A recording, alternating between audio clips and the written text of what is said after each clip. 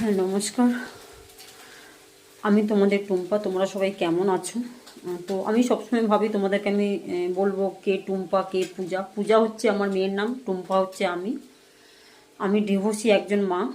তো যাই হোক, আজকে আমি এতটা অসুস্থ বোধ করছি যে আমি এখন স্নান করে উঠতে পারিনি। প্রচণ্ড অসুস্থ বোধ করছি। মেয়ে তো হোস্টেলে থাকে, আমি লোকের বাড়িতে রান্নার কাজ করি, ভাড়া ঘরে থাকি, সেইভাবে দিন চালাই।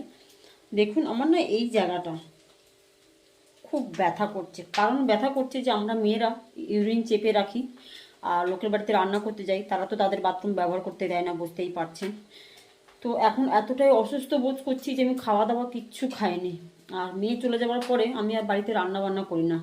তো এখন কি করছি সেটা আমি তোমাদের সঙ্গে ছোট্ট করে শেয়ার করছি। আর তোমরা এটাই ভগবানের কাছে আশীর্বাদ করো, যেন আমি যেন সুস্থ থাকি আর আমি মেয়েটাকে যেন ঠিকঠাক মানুষ করতে পারি।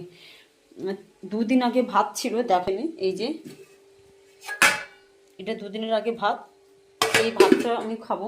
আর এখন কোনোভাবে মানে আমি পারছি না যেহেতু উঠতে, তো একটা ডিম কাঁচা লঙ্কা দিয়ে কুচিয়ে নিচ্ছি। আর 3 দিন আগে ভাতের সাথে ডাল করা হয়েছিল, 2-3 দিন আগে, সেই ডাল রয়েছে, এইটাই দিয়ে আমি এখন চালাবো। আমি চলতে পারছি না। আমি স্নান ফান কিচ্ছু করিনি।